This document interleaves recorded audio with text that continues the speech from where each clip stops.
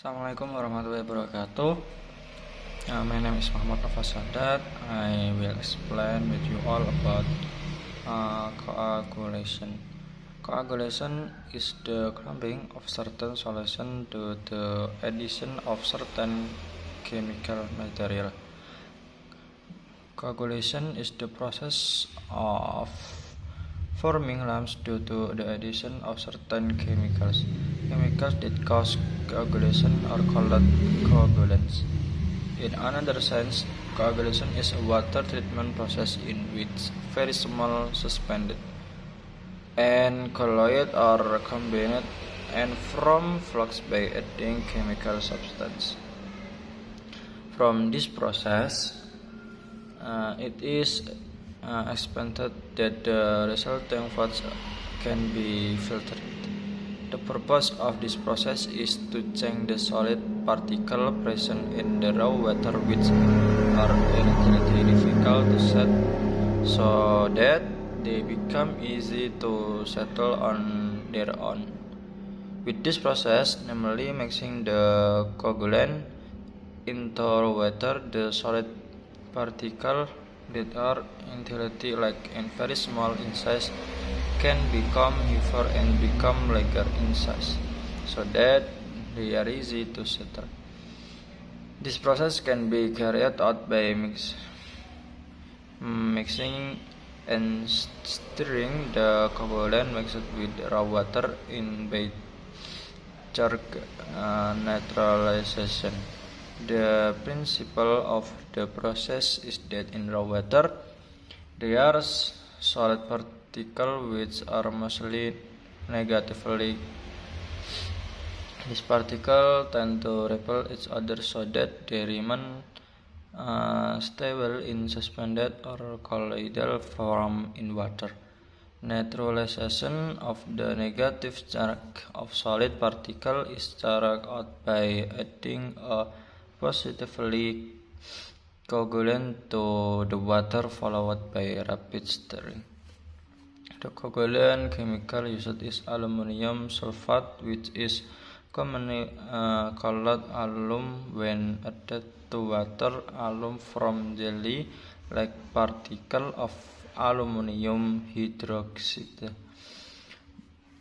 Trivalent aluminum ions neutralize and adhere to negatively charged particles in water, forming a microflux where based in a pH range of 5.5 up to 7.5 aluminum polychloride and ferrous salts such as ferric chloride and ferrous sulfate are also used that operate over a wider pH range. Coagulants and flocculation aids are added to increase binding, but stronger flux then can be resolved and flocculation effect by increasing flux strength and or flux density. In addition, polymer of high molecular weight and composite of free repeating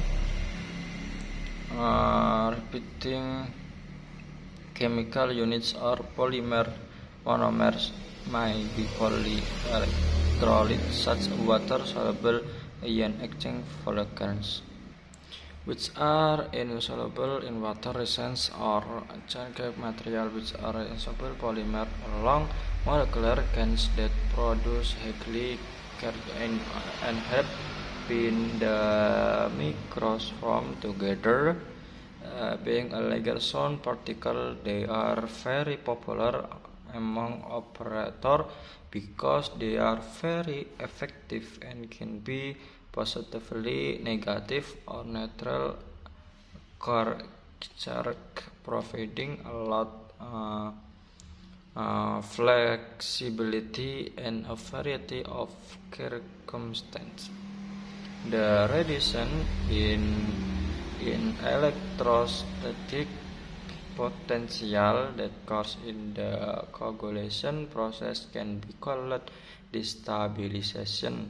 The mechanism of this destabilization process consists of several steps, including the first reduction of the surface check of the particle by suppressing the double chain layer.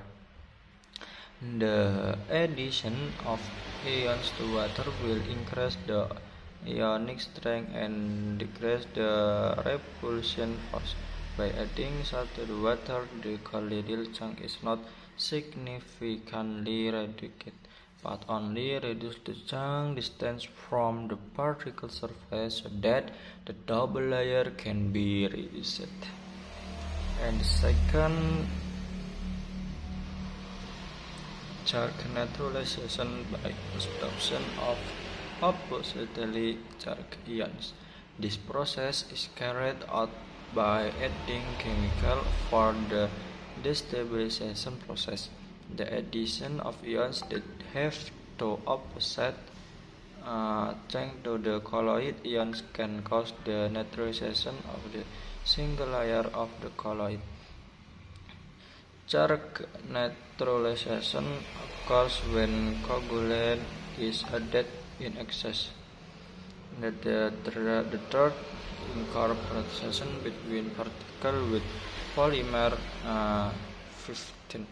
Polymer containing active sites along the can cause colloid adsorption. The colloid will be bound several sites along the polymer can. And the fourth, trapping by floc. When a certain amount of collagen is added to the water, it will form a floc which will settle. Because the floc is like in three-dimensional, the colloid will be trapped in the floc and eventually it will settle. From expansion, the coagulant rate is slow due to the slow colloid congregation, so that the contact between particles is inadequate. If too large a coagulant dose is used, it will result in the stabilization of the colloid. To overcome this, so that the colloid congregation is a point where the flux can be formed properly. A result process of a number of steps is carried out before or after the rapid mixing is carried out.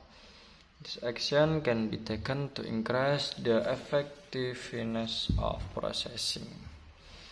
Increased effectiveness in the coagulant process can be viewed from the factors that can affect the course of the process.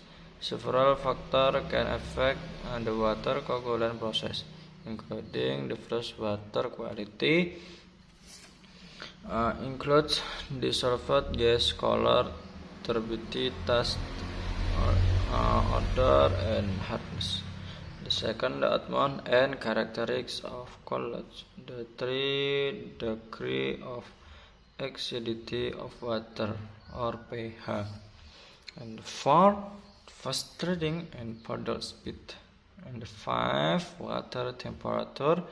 And the sixth, the alkalinity of the water if it is too low at light.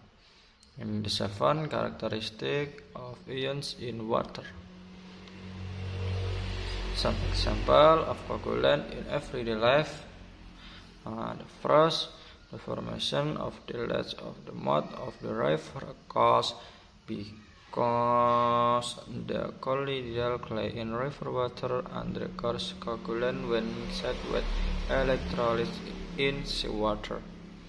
The second, colloidal mud in river water can be coagulated by adding alum. Clay soil level is also negative charge, so it will be agglomerated by ions from alum.